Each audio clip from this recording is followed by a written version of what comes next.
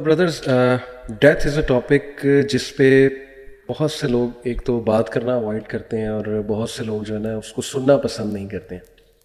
तो is that really that scary? क्योंकि हदीस मेरे सामने नबी अकरम सल्लल्लाहु अलैहि वसल्लम ने फरमाया, तिरमिज़ी की हदीस है कि remember often the destroyer of pleasures, यानी कि डेथ. तो यहाँ तलकीन की जा रही कि इसको ज़्यादा से ज़्यादा याद किया करो, तज़किरा किया करो. लेकिन आप देख लें कि यूजली इस पे कितने हमें पॉडकास्ट या कितना मटेरियल हमें मिलेगा तो ना होने के बराबर है. तो ऐसा क्या है इस टॉपिक में? What do you think? Is that really very scary? असल में मेरे ख्याल से हदीस का जो मफहूम है ऑब्वियस है कि डिस्ट्रॉयर ऑफ प्लेजर्स है. तो इसका मतलब यह है कि ये टॉपिक इटसेल्फ इतना वेलकम नहीं है. आप बाकी टॉपिक्स देख लें, साइंस ऑफ द आवर, हालांकि वो आखिरा से रिलेटेड है, लेकिन वो उसकी नौयत मुख्तलिफ हो जाती है. डेथ एक इस तरह की रियलिटी है जो कि मुस्लिम नॉन मुस्लिम कोई भी डिनाई नहीं करता. इनएविटेबल रियलिटी है, और इस इनएविटेबल रियलिटी की सबसे खौफनाक बात यह है कि ये किसी को नहीं पता कि ये कब आएगी. सो मे बी ये एक वजह है कि दिस इज़ अ टॉपिक जो कि इतना वेलकम नहीं किया जाता. इसीलिए नबी करीम सल्लल्लाहु अलैहि वसल्लम ने कहा कि लज़्ज़ात को तोड़ने वाली चीज़ को कसरत से याद किया. मुगीरा, आपको क्या लगता है साइकोलॉजिकली स्पीकिंग, क्या इसमें हिकमत है इस हदीस में कि याद करो ज़्यादा से ज़्यादा? बिस्मिल्लाहिर्रहमानिर्रहीम. अच्छा, इसमें मुझे लगता है ये कि जो बुनियादी वजह जिसकी वजह से लोगों को खौफ आता है ना मौत का, बुनियादी तौर पे दो चीज़ें हैं, बल्कि तीन चीज़ें कर लें. एक तो चीज़ जो सबसे ज़्यादा जिससे डर आता है वो ये है कि अनसर्टनटी अबाउट द फ्यूचर, कि मौत के बाद मेरे साथ क्या होगा. ठीक है ना, ये एक अनसर्टनटी की एक बहुत बड़ी रीज़न है जिसकी वजह से लोगों को बहुत ज़्यादा डर आता है. नंबर टू, एक मौत की तकलीफ़ के बारे में भी लोगों को है कि जी जब जान निकलेगी, और जैसे कि अहादीस में भी पता चलता है कि बहुत तकलीफ़ होती है इंसान को.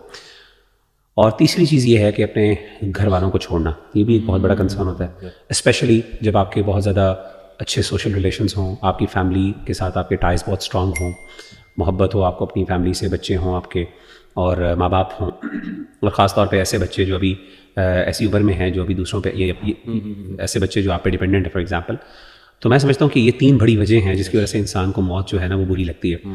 और मैं समझता हूँ कि जैसे आपने बात की कि साइकोलॉजिकली, पर आप देखें अहादीस को और मुसलमानों के हवाले से आगे भी हम बात करेंगे, तो ये तीनों चीज़ों के बारे में हमारा दीन हमें एश्योरेंस देता है एक मुसलमान को, एटलीस्ट एक मोमिन को, कि आपको इस पर डरने की ज़रूरत नहीं है, और अल्लाह ताला can take care of these three things इंशाल्लाह. तो हम इंशाल्लाह इस पर डिस्कशन मज़ीद भी कर सकते हैं. ज़बरदस्त. मैं आपको बताऊं कि मेरा एक्सपीरियंस है कि कुछ भाई मेरे पास काउंसलिंग वगैरह के लिए आते रहते हैं, तो मैंने ना ये स्ट्रैटेजी लगाई कि उनके मसाइल सारे सुने, और बड़े मसाइल थे, ऐसा नहीं है कि छोटे मसाइल थे, लेकिन ना मैंने वैसे ही एक तजर्बा किया.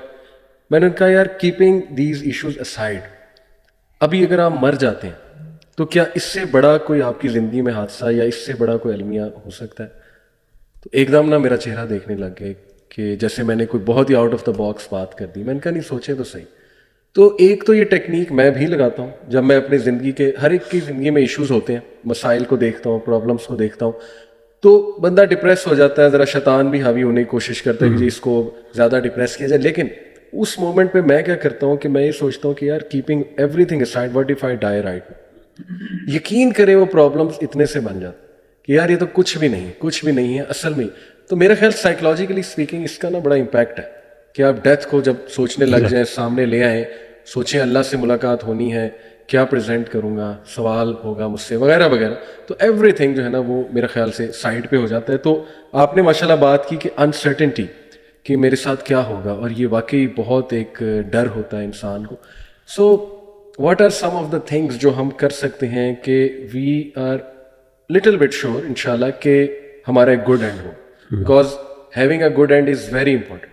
तो what are some of the things, आप क्या कहते हैं ज़िशान इस पर? इसके बारे में वो दुआ भी हमें उलमा सिखाते हैं ना कि अल्लाहुम्मा इन्ना नसअलुका हुस्नुल खातिमा, गुड एंडिंग. तो इसके बारे में बहुत सारे लेक्चर्स दुरूस मिलते हैं. दो बातें जो मेरे इस वक्त जहन में हैं वो मैं आपके सामने रखूँगा कि वन ऑफ द थिंग्स जो कि इंसान को हुस्न खातिमा देती हैं वो ये है कि इंसान की प्राइवेसी, इंसान की खलवत जो है वो अल्लाह ताला के साथ कैसी है. जिसकी खलवत अल्लाह ताला के साथ अच्छी हुई, जिसकी खलवत में गुनाह ना हुए, तो उलमा कहते हैं ये इस बात की निशानी है कि अल्लाह ताला आपको हुस्न खातिमा देगा. नंबर 2, हम सऊदीया गए थे उम्रा करने के लिए, तो वहाँ पे आपको पता है सऊदीया के अंदर जब फौतगी होती है किसी घर में, तो वहाँ पे ये सिलसिला नहीं है कि घर वाले खुद गौसल देते हैं, बल्कि वो सेंटर्स बने होते हैं जहाँ पे वो गौसल देते हैं. तो वहाँ पे हम विजिट करने गए, तो उनसे हमने पूछा, जो ये 2018 में जी जी जी जी इकट्ठे थे, تو آپ کو یاد ہوگا ہم نے ان سے پوچھا تھا کہ آپ کا ڈیلی کا یہ روٹین ہے کہ آپ میت کو غسل دیتے ہیں سارا، تو آپ بتائیں کہ گڈ اینڈنگ کے سائنس کیا ہیں. تو مجھے آج بھی یاد ہے کہ انہوں نے 2 باتیں بتائی تھیں، اور وہی میرا دوسرا اور تیسرا پوائنٹ ہوگا. انہوں نے کہا تھا کہ ہم نے دیکھا ہے کہ جو لوگ والدین کے خدمت گزار تھے، بر الوالدین میں آگے تھے، ان کو ہم نے، یعنی کہ وہ ہم نے ان سے پوچھا یہ تھا نا کہ آپ نے کسی کو اسمائل کرتے ہوئے یا بشاشت کرتے ہوئے، تو انہوں نے اس پہ کہا تھا کہ جو جن کے والدین نے بہت تعریف کی کہ یہ بہت زیادہ خدمت گزار تھے. اور دوسرا انہوں نے کہا تھا جو فجر کی نماز کے مسجد میں بہت پابند تھے، یعنی کہ نمازوں کو لے کے. تو یہ 3 پوائنٹس جو ہے نا یہ بہت زیادہ میں بھی یاد رکھتا ہوں کہ اپنی جو پرائیویسی ہے وہ کیسی ہو، والدین کے ساتھ حسن سلوک ہو، بلکہ ایک بیونڈ نیکسٹ لیول بر الوالدین جو کہ. اور نمبر 3 نمازوں کی پابندی، خاص طور پہ فجر کی نماز کی پابندی، کیونکہ فجر کی نماز کی سنتوں کے بارے میں یہ آ گیا ہے کہ اس کی سنتیں دنیا اور ما فیہا جو اس میں ہیں اس سے بہتر ہے. تو پھر ایک بندہ مومن کے لیے فجر کی نماز با جماعت سے زیادہ پرائزڈ کوئی چیز نہیں ہونی چاہیے. زبردست، بہت بہترین، ٹو دا پوائنٹ 3 پوائنٹس. حدیث کی روشنی میں برو آپ کیا؟ جی میں اس حوالے سے ایک حدیث ذکر کرنا چاہتا ہوں کہ نبی صلی اللہ علیہ وآلہ وسلم نے فرمایا کہ انما الاعمال بالخواتیم، کہ اعمال کا جو دار و مدار ہے وہ خاتمے پر ہے، اینڈنگز پر ہے. صحیح.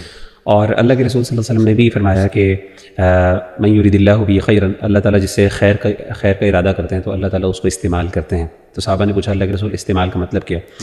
اللہ کے رسول نے فرمایا استعمال کا مطلب یہ ہے کہ انسان کو اللہ تعالیٰ توفیق دیتے ہیں ایسے نیک اعمال کی کہ جس پر انسان مداومت اختیار کرتا ہے، اور ایٹ دی اینڈ انسان کا خاتمہ بھی پھر انہی اعمال پر ہوتا ہے. تو اس سے پتہ یہ چلا کہ ہمیشہ انسان کو اللہ تعالیٰ سے یہ حسن ظن رکھنا چاہیے کہ یہ عمل کرتے ہوئے کہ اللہ تعالیٰ مجھے اسی پر ہی خاتمہ دے. کیونکہ یہ دیکھیں کہنا بڑا آسان ہوتا ہے کہ جی لا الہ الا اللہ، میں نے دنیا سے رخصت ہونا، میں جو ہے وہ بیڈ پر ہوں اور میرے آخری سانس نکل رہے ہوں گے تو میں لا الہ الا اللہ کرنا کون سا، پڑھنا کون سا مشکل، میں پڑھ لوں گا. ایسا اصل میں یہ نصیب کی بات نہیں ہوتی، صرف اس پہ محنت بھی ہوتی ہے، اس میں محنت ہوتی ہے، اس میں مداومت ہوتی ہے. آپ نے پوری زندگی جس بندے کی زبان کے اوپر ہمیشہ سے لا الہ الا اللہ کے کلمات چلتے ہوں، ہاں وہ مشکل حالات کے اندر بھی اس کی زبان سے جملے نکلتے ہیں. آپ خود دیکھیں کہ جب انسان کسی بات کرنے کا عادی ہوتا ہے، جیسے فار ایگزامپل ہم دیکھتے ہیں اللہ معاف کرے ایف ورڈ ہے یا ایس ورڈ ہے، کوئی بھی انسان کو ہاتھ لگتی ہے، کوئی چوٹ لگتی ہے، فوراً انسان کے منہ سے یعنی انکانشیسلی وہ ورڈز نکلتے ہیں. اور اس کے مد مقابل اگر انسان کے منہ سے لا الہ الا اللہ یا بسم اللہ یا حسبنا اللہ یا اس طرح کے ورڈز نکل جائیں اور اسی پر انسان کی موت ہو جائے، تو اس سے بڑی خیر کی بات کیا ہو سکتی ہے. اب یہ چیز انکانشیسلی، اور انسان اپنے آپ کو اس پہ ٹرین کر سکتا ہے، لیکن اس کے لیے آپ کو اپنی لائف سٹائل تھوڑی سی چینج کرنی پڑے گی. نسل ظاہر ہے آپ کو ہر مومنٹ کے اوپر اپنے آپ کو شروع میں فورسفلی اس چیز کا کرنا پڑے گا، اور زبان پہ آپ کو ایک چیز کے جو ہے نا وہ جسے کہتے ہیں نا تکرار کرنی ہوگی، ریپیٹیشن لانی پڑے گی تاکہ وہ آپ کے لیے آپ اس سے یعنی اکسٹمڈ ہو سکیں. وہ بندہ جو ذکر بہت زیادہ، تو خلاصہ یہ ہے کہ جو بندہ اذکار بہت زیادہ کرتا ہے پرائمریلی، ہم اس سے ایکسپیکٹ کر سکتے ہیں کہ اس کا خاتمہ انشاءاللہ اشہد ان لا الہ الا اللہ یا لا الہ الا اللہ پر ہوگا، اور جس کا خاتمہ اس پر ہو گیا وہ جنت. ٹھیک ہے.